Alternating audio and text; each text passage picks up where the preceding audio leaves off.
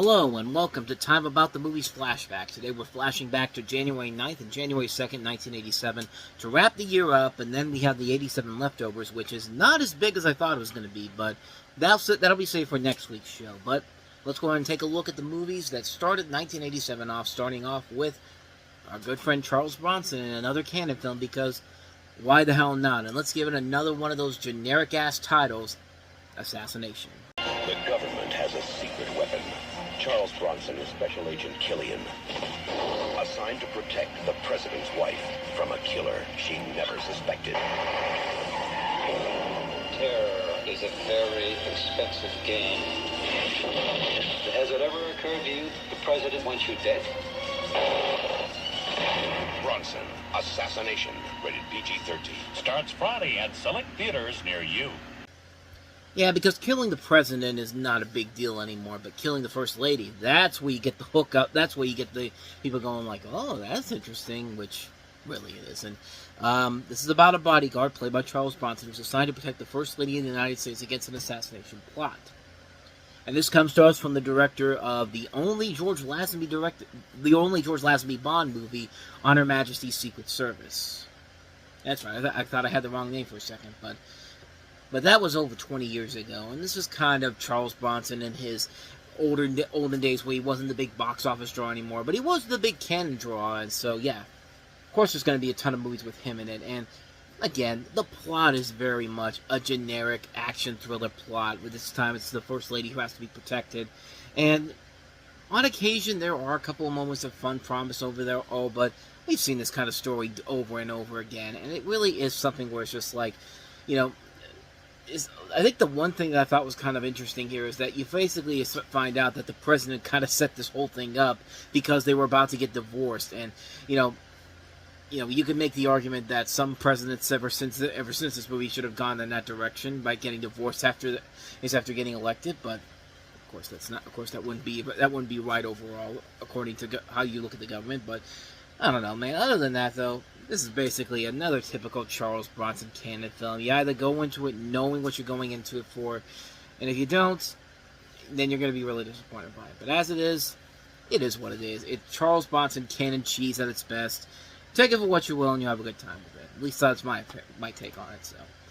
So with that said, let's go ahead and move on to one of the many horror movies that come out in 1987 that will not be the big hits overall, but will find excellent life in video stores everywhere. Starting off with this one here, The Kindred.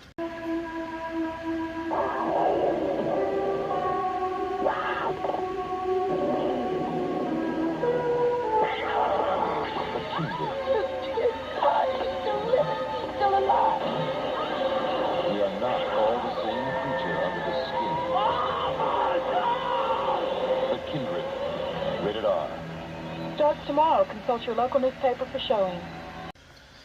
And yeah, another one of these movies that has a really, really bizarre plot to it. Amanda's deathbed request to her son John was for him to destroy all the lab notes with her latest experiment. She also blurts out that he had a brother. At the funeral, John meets Melissa, who claims to be his mother's biggest fan.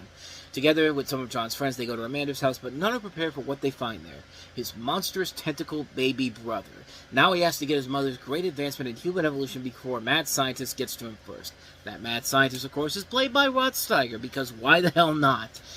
And yeah, it is pretty much what you expect it to be at this point. I mean, this is a movie that is literally screaming to be part of the video nasties of the 80s, if you will, and supposedly, I think this was supposed to be an extra segment for the Twilight Zone movie at first, if I'm not mistaken, but I haven't really had any real confirmation on that per se, but yeah, it's a movie that gets really, really bizarre, even for a movie like this that it should get bizarre for what it is, but hey, at least it has some impressive practical effects overall, and it's just a weird concept overall. Imagine Basket Case meets a little bit of The Fly, kind of like that in a way, but other than that, though, again, kind of like with Assassination, go into it knowing exactly what you're going into it for, and at that point, if you're not impressed by it, then, quite frankly, I don't know what else to tell you, so.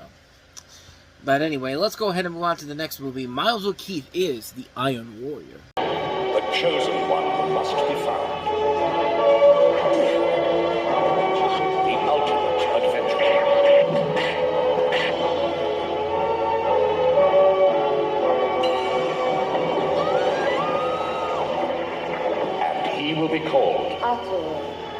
legend.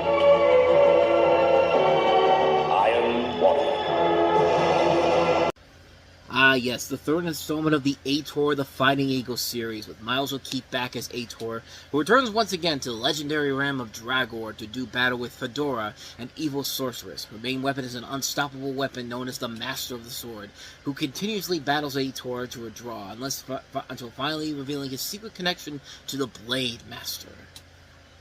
I have never seen any of these movies, so I can't tell you if it's any good or not. But again, kind of like with the other movies that we've looked at so far, I feel like you got to go into it knowing what you're going into it here. It looks like a cheesy exploitation Italian film, like an Italian zombie movie, except an Italian knockoff of Conan the Barbarian, which the producer of this was attempting to get the rights of Conan the Barbarian from Dino De Laurentiis, but was never able to. So he said, "Fuck it, I'll just continue this series over." But yeah, other than that, though, I don't know what else to tell you about this one. I mean, most of these are going to be pretty much, I don't know what else to tell you, but... So, yeah, with all that said, let's actually get to a good movie from this pack of 5 films that we have here. Emilio Estevez, not only starring, but also in the director's chair, along with starring with Demi Moore in, I don't know how that sentence got so flabbergasted, but I don't even know what I'm saying right now. Wisdom. Emilio Estevez, Demi Moore, Lovers, Heroes, Trouble, Wisdom. They're on the wrong side of the law for all the right reasons. Written and directed by Emilio Estevez. Rated R. Starts Wednesday at a theater near you. Yeah, not a vote of confidence if the only thing that's memorable about this movie, besides the fact that it's Emilio Estevez's directorial debut, is the fact that the song from Oingo Boingo, Home Again, is actually a song I know mostly because it was in that terrible movie Home Alone 3. Probably not a good sign for the film going forward. But hey, you got 2 members of the Brat Pack in this movie, so it's still the time when they're still relevant, so this could be something, maybe. Unable to find work after a past felony, graduate John Wisdom and his girlfriend, played by Demi Moore, embark on a cross-country bank-robbing spree in order to aid American farmers. Just call him Robin Hood.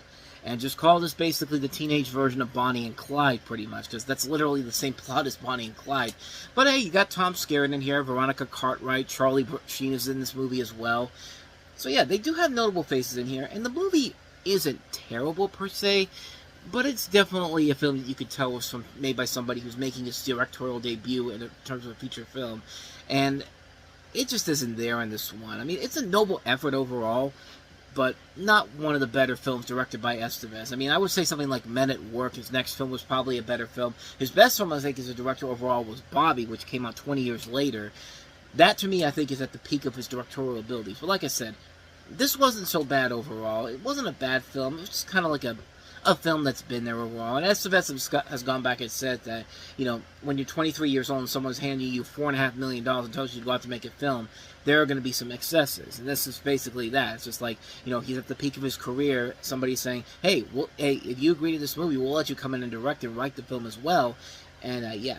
This is unfortunately what ends up happening with a film like this. There was actually some comparisons made to Orson Welles that, you know, Estevez himself said, if they promote Wisdom as the most phenomenal thing that hasn't happened since Orson Welles, I'm going to get hit.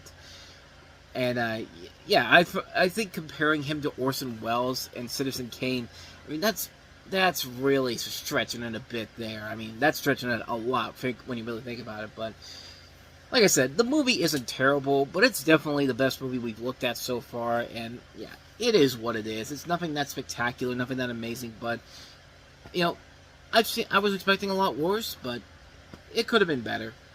Go with that for what you will. So, with all that said, let's go ahead and move on to our last film that we have here, and that is another horror film, Witchboard. I can turn this off. When you open the door to the unknown, there's no telling who will drop in.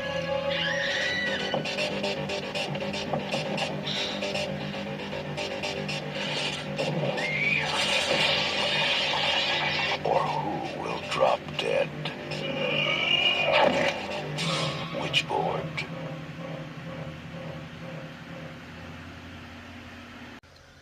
I don't know what's been going on with that. I've been trying to stop the video. It's hitting the button, in the stop button. But every time I do that, when I think I'm done, it's still recording afterwards. So, yeah, I don't know. But, and I don't know what I was thinking when I was saying there's a ton of horror films that come out in these videos, in these movies we're going to look at here. And we've only had 2 of them here, so take that for what you will. But typical setup for a horror film like this. The plot centers around a college student who becomes entranced into using her friend's Ouija board alone after it was accidentally left behind at her party. She is subsequently terrorized and eventually possessed by the spirit of a malevolent serial killer who committed a series of axe murders in the 1930s. So not only is this woman possessed by an axe murderer, but a 1930s axe murderer. So, yeah, I think he can pretty much tell that this is going to end up being very bad on so many levels, but like I said, man, it's another one of those movies that's destined for the video stores to become that cult classic, one of the video nasties, and again, kind of like with the other horror film we took a look at. Which one? Now I can't remember what it was. The Kindred. Yeah, it's a movie that has some pretty good visual effects overall, but other than that, though, there's not really much more to add to it per se. But like I said, it is what it is. So, Witchboard. And thus, with all that said, we're going to wrap up this episode of Time About the Movies Flashback, and we've wrapped up all the movies of 1987, except for 4. Not even kidding. When I did the list for the 1987 Leftovers episode, these are the only 4 that came to mind, and they're mostly kids' movies. Brave Little Toaster, which I thought I covered in the summertime, but it never got an official theatrical release. But we have the other 3 of the Hanna-Barbera Superstars 10 movies, Scooby-Doo and the Boo Brothers, The Jetsons Meet the Flintstones, and Yogi's Great Escape. So I'll be able to complete all the Hanna-Barbera Superstars 10 movies in next week's episode. And then after that, we head into 1986 and see what kind of movies they have to offer us to to end the year off there, because we're going backwards. So, with all that said, I'm going to get out of here because it's getting late, I'm tired, and I've got a busy weekend ahead of me. So, thanks so much for watching this. I hope you enjoyed it. If you did, hit the like button, subscribe button, notification button, and I will see you guys next time. Until then, thanks for watching. See you next time. Take care.